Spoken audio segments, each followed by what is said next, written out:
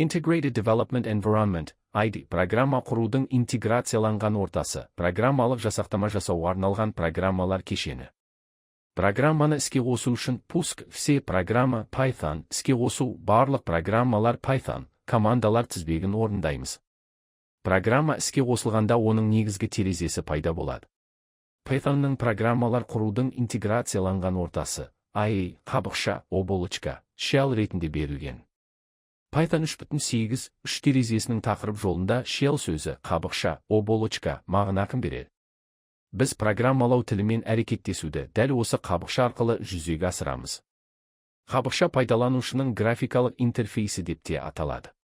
Программа мәзірінде файл, edit, түзету, shell, қабықша, debug, жөндеу, options, опциялар, Windows, терезе, help, көмек сияқты бөлімдер орналасқан.